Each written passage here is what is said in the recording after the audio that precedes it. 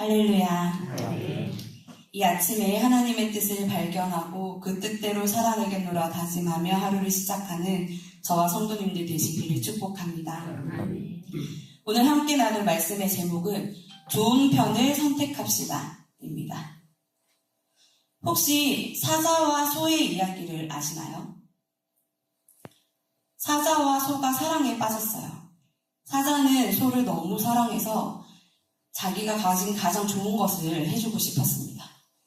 그래서 매일 사냥을 해서 고기를 소의 집 앞에 가져다 놓았죠. 소는 또 사자를 너무 사랑해서 매일 아침 가장 신선한 풀을 뜯어 사자의 집 앞에 가져다 놓았습니다. 그런데 사자는 소가 가져다 놓은 풀을 보면서 어떤 생각을 했을까요? 아, 이 소는 나에게 관심이 없구나. 나를 사랑하지 않는구나. 라고 생각하고 슬퍼했습니다. 또한 소는 사자가 가져다 놓은 사냥한 그 고기를 보며 깜짝 놀랐고 두려웠겠죠.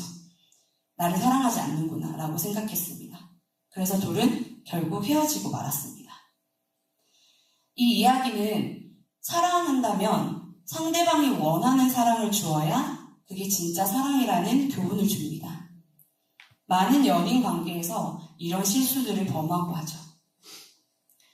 어제 저희 엄마 생신이었는데요. 제가 그 어린 적 기억이 하나 떠오르더라고요. 엄마 생신에 선물을 뭘 해드리지? 초등학교 한 3학년 때쯤이었던 것 같아요. 고민을 하다가 바나나빵이 떠오른 거예요. 바나나빵 혹시 아시나요?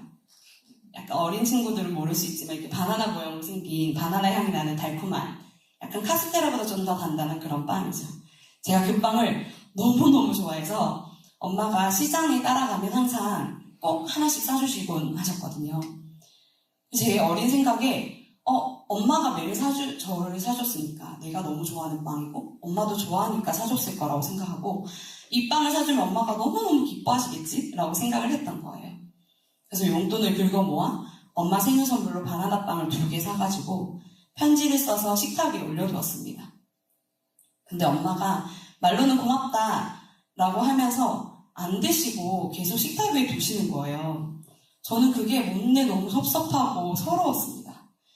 나중에 엄마가 고마운데 엄마는 배가 안 고프니까 네가 대신 먹을래? 그래서 제가 맛있게 그 2개 다 먹은 기억이 납니다.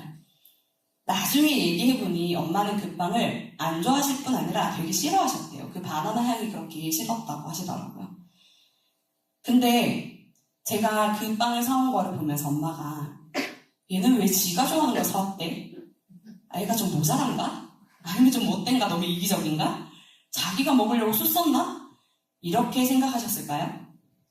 아니겠죠. 아마 분명 고맙고 기특하고 귀여웠을 것 같아요. 엄마 주려고 집단에는 최고로 맛있는 걸 사왔구나. 귀엽다. 나중에 크고 나면 지도 알겠지. 아직 애기다 애기. 이렇게 생각하지 않았을까요? 아마도 저는 그때 아직 사람이 덜 되었던 거겠죠. 근데 지금 이런 실수를 어렸을 적 손모아만 하는 것일까요? 아니겠죠. 지금 다 큰 어른이 우리도 계속해서 하는 실수일 것입니다. 이렇게 하면 좋아하겠지. 내가 저 사람을 위해 이렇게 해주고 싶다. 그런데 다른 사람들은 나한테 이렇게 안 해주네. 혹은 나처럼 이런 식으로 다른 사람에게 사랑을 베풀어야지 왜 도대체 그렇게 하지 않는 거지? 라고 생각하며 이제 그렇지 않은 사람들을 봤을 때 사랑이 없고 이기적이고 아니면 철이 없는 사람처럼 여길 때가 많은 것 같습니다. 그러다 보면 사람들 사이에 그 관계 속에서 오해가 생기고 가장 무섭다는 섭섭마귀가 마음에 들어오고 그렇게 관계가 틀어지고 갈등이 생기게 되기가 굉장히 쉽습니다. 그렇다면 이게 비단 사람들과의 사이에서만 생겨나는 일일까요? 아닙니다. 우리는 사랑하는 예수님께도 이런 실수를 저지릅니다. 내가 이렇게 하면 예수님이 너무 기뻐하실 거야. 내가 이렇게 해야지 예수님께서 축복하시겠지? 나는 예수님을 너무너무 사랑하니까 이렇게 하는 거고 분명 예수님은 이런 나를 너무 기뻐하실 거야. 그렇게 생각할 뿐 아니라 다른 성도들을 보면서 근데 저 사람은 왜 믿음 생활을 저렇게밖에 못해? 나처럼 해야지. 아니 예수님이 기뻐하실 게 이렇게 분명히 보이는데 왜 저런 식으로 하는 거야? 하고 답답해하기도 합니다. 오늘 말씀에 나오는 마르다와 마리아도 이런 상황입니다. 예수님께서 제자들과 함께 길을 가시다가 한 마을에 들어가셨는데 마르다가 예수님을 영접했습니다. 즉 자신의 집으로 초대했습니다. 그 당시에 길을 갈 때 어떻게 다녔을까요? 차를 운전해서 다녔을까요? 혹은 마차를 타고 다녔을까요? 걸어 다녔겠죠. 땀도 나고 먼지도 묻고 다리도 아프고 지치고 피곤했을 것 같아요. 그 지역의 날씨 특성상 목도 아마 많이 말랐을 거고 배도 고프지 않았을까요? 그런 예수님과 제자들을 보면 마르다는 섬기고 싶은 마음이 들어서 자신의 집으로 초대했던 것 같습니다. 그 시대적인 배경으로 봤을 때 고대 근동, 특히 유대 사회에서는 손님 접대가 아주 중요한 사회적 의무였습니다. 집에 누군가를 초대한다는 것은 단순한 친절을 넘어선 행위였고 초대를 한 호스트는 손님들에게 음식을 제공할 뿐 아니라 머무를 공간을 제공하고 발을 씻을 수 있는 그 청결을 위한 물을 준비해야 되고 대화를 함께 이끌어야 되며 아주 환대를 했어야 했습니다. 게다가 예수님처럼 훌륭한 선생님을 초대하게 되면 더 특별한 환대를 하게 되었을 것이죠. 그리고 마르다는 예수님을 사랑하고 존경하여서 아마도 더더욱 잘 대접하고 싶었던 것 같습니다. 그래서 준비하는 일이 많아 마음이 많이 분주했던 것 같아요. 정신없이 준비하다가 봤더니 자기 동생 마리아가 뭘 하고 있나요? 네, 예수님 발치에 앉아서 속편하게 말씀을 듣고 있는 거예요. 약간 약오를 것 같기도 하죠. 그래서 예수님께 가서 말씀드립니다. 바빠 죽겠는데 저렇게 한가하게 앉아가지고 지금 말씀만 듣고 이런 마음이 들면서 화가 났던 것 같아요. 주님, 내 동생이 모든 일을 나 혼자 하도록 내버려두고 그냥 그렇게 있는데 보고만 계십니까? 나를 좀 도와주라고 하세요. 라고 얘기한 거예요. 이렇게 이야기하는 걸 봤을 때 예수님과 마르다는 굉장히 친밀한 관계인 것이 분명합니다. 사실 우리가 옆 목사님과 우리의 관계만 돼도 누가 설거지 안 하고 뺀질거릴 때 목사님께 득달같이 달려와서 목사님 제 설거지 안 하고 뺀질거려요. 농땡이치는데 좀 혼내주세요. 라고 말씀드릴 수 있을까요? 없죠. 여기 그럴 수 있는 분 없으시죠? 그런데 마르다가 예수님께 가서 저렇게 말씀드릴 수 있는 것만 봐도 굉장히 친밀한 관계를 잘 유지하고 있는 사이인 것 같아요. 그런데 예수님께서 뭐라고 대답하셨는지 함께 읽어봅시다. 10장 41절 42절의 말씀입니다. 시작. 주께서 대답하여 이르시되 마르다야 마르다야 내가 많은 일로 염려하고 근심하나 몇 가지만 하든지 혹은 한 가지만이라도 족하느라 마리아는 이 좋은 편을 택하였으니 빼앗기지 아니하리라 하시니라. 아멘. 그 관계를 생각했을 때는 이 편을 들어줄 법도 한데 라는 생각이 들 것 같아요. 그리고 사실 사회적 문화적 배경을 봤을 때도 마르다가 주방 일을 하고 있고 마리아도 여성이니 와서 돕는 게 되게 당연할 것 같은 생각이 들어요. 저는 이 말씀을 처음 들었을 때 마르다에게 예수님께서 하시는 말씀이 너무 야속하다 싶고, 아니 그러면 주방에서 섬기는 일들은 중요하지 않고 말씀을 듣는 것만 중요하면 교회 식당 봉사는 누가 하고 청소는 누가 하나? 라는 생각이 들었었습니다. 그러나 그런 뜻이 아닙니다.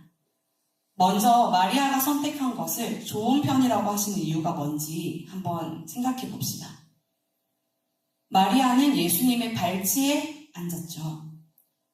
고대 유대 사회에서는 누군가의 발치에 앉아 가르침을 듣는 행위는 단순한 청취를 넘어 제자의 자세를 의미합니다.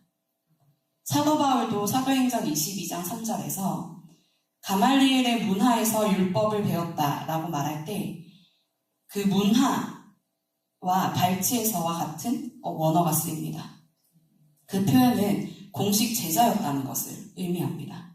즉 마리아가 예수님의 발치에 앉았다는 것은 단순히 예의 있게 앉아서 그냥 말씀을 가만히 들어봤다는 뜻이 아니라 적극적으로 예수님의 제자가 되고자 했다는 것을 의미합니다.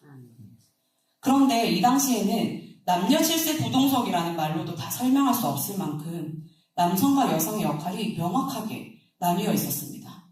거실은 남자들이 모여 함께 이야기를 나누고 배우고 뭔가 일을 도모하는 공간이라면 여자들의 공간은 어디였을까요? 네, 부엌, 주방이었습니다. 그런 상황에서 마리아가 거실에, 그것도 예수님의 발치에 앉아 남자들만 할 수 있다고 여겨졌던 제자로서의 행위를 하게 되면 많은 이들의 질타를 받고 눈치를 받았을 텐데, 마리아는 그 모든 사회적 통념을 뛰어넘어 예수님의 말씀을 갈망하고 열망하는 자세가 있었습니다. 예수님께서 이 땅에 왜 오셨나요? 우리를 구원하시려고, 제자로 삼으시려고 오셨습니다. 마리아는 예수님께서 이 땅에 오셔서 우리에게 가장 주고 싶어 하시는 것을 열망했던 것입니다. 그래서 복음을 향해 나아가는데 그녀에게 어떤 것도 방해가 될 수 없고 핑계가 될 수 없었습니다. 그래서 예수님께서 영어 성경에는 good part라고 말하거든요. good이라고 말씀하시는 거예요. 좋은 부분을 취했다. 그럼 마르다는 무엇이 문제였을까요? 마르다가 예수님을 섬기고자 하는 것이 문제가 아니고 주방일에 치중한 것이 문제인 것도 아닙니다. 문제는 예수님께서 기뻐하시는 것보다 자신의 생각에 예수님께도 좋을 것이라고 생각되는 것을 행하였던 것이 문제였습니다. 이것이 이번에는 주방일이지만 우리의 상황 혹은 다른 상황에서는 또 다른 것일 수 있습니다. 예수님과 친밀한 관계였고 그렇다면 그동안 많은 말씀을 듣고 배웠을 텐데 여전히 자기가 좋아하는 것으로 섬기려고 했고 몇 가지만 하든지 혹은 한 가지만으로도 족하다고 하시는 예수님의 마음을 알려고 하지 않고 자신의 생각과 판단으로 많은 일을 하려고 하였습니다. 그리고 그로 인해 근심하고 염려하며 예수님께서 정말 주고자 하시는 그 말씀을 듣고 있는 마리아를 내 일을 돕게 하세요 하고 예수님께 가서 감히 요청할 정도로 예수님이 주고자 하시는 것, 좋은 것이라 여기시는 것이 무엇인지 판단할 수 있는 생각이 흐려져 있었던 그것이 문제였습니다. 예수님을 집에 초대하고서는 여전히 여성으로서의 역할 혹은 집 주인으로서 예수님 앞에 서 있었죠. 그러나 마리아는 예수님의 진짜 제자가 되려는 마음으로 예수님 앞에 서 있었습니다. 예수님을 섬기는 일에 예수님이 주인이 되셔야 함을 우리는 기억해야 할 것입니다. 우리는 지금 예수님 앞에서 여전히 내 삶의 주인으로서 예수님을 초대받은 손님으로 대하고 있습니까? 아니면 예수님이 주인공 되시고 그 발치에 앉은 제자가 되어 있습니까? 마르다와 같은 실수를 하지 않기 위해서 우리는 어떻게 해야 할까요? 하나님에 대해 더욱더 알아가야 합니다. 어떻게 알 수 있나요? 말씀을 통해서 알 수 있습니다. 하나님의 성품, 하나님께서 일하시는 방식, 하나님이 우리에게 무엇을 원하시는지 우리는 알아야 합니다. 말씀을 읽고 또 읽어야 합니다. 이해가 되지 않는다면 깨닫는 지혜를 구하는 기도를 해야 합니다. 또한 예배의 자리에 나와서 설교를 듣고 더 하나님에 대해 알아가야 합니다. 그래서 하나님께서 우리에게 원하시는 것이 진정 무엇인지 알아야 합니다. 또 알 뿐 아니라 순종하며 나아가는 제자로서의 자세가 되어 있어야 합니다. 그래서 많은 일로 분주하고 염려와 근심을 하는 마르다가 아니라 예수님께서 주고자 하시는 것이 무엇인지 깨닫고 우리가 어떤 정체성을 가지고 예수님 앞에서 살아가기를 원하시는지 깨달아 좋은 편을 선택하여 살아가는 저와 여러분이 되시기를 소원합니다. 말씀을 마무리하고자 합니다. 예수님의 제자가 되는 것에는 어떤 조건이 필요할까요? 로마서 1장 1절에는 예수 그리스도의 종 바울은 사도로 부르심을 받아 하나님의 복음을 위하여 택정함을 입었으니 라고 되어 있습니다. 택정함을 받은 자여야 합니다. 즉 부르심을 받아야 합니다. 그런데 내가 제자로서 부르심을 받았는지 알 수 있나요? 우리가 스스로 알 수 있을까요? 알 수 없습니다. 그러면 어떻게 해야 예수님의 제자가 될 수 있을까요? 먼저 마르다와 같이 믿음을 받고 구원을 받고 싶다는 열망이 우리 안에 있어야 합니다. 그리고 택정하심을 받은 자라고 스스로 믿고 택정함을 받은 자처럼 하나님 앞에서 살아가야 합니다. 말씀을 듣고 그 말씀에 순종하며 훗날에 하나님 앞에서 제자인 것으로 드러나기를 기대하면서 두렵지만 기대하는 마음으로 겸손하게 그러나 감사함으로 살아가야 한다고 믿습니다. 오늘 하루도 하나님 앞에서 부디 제자로서의 삶을 살아내어 좋은 편을 택하였으니 포기하지 않으리라 하시는 주님의 말씀이 우리 삶 가운데 임하시는 저와 여러분이 되시기를 소망합니다. 기도하겠습니다.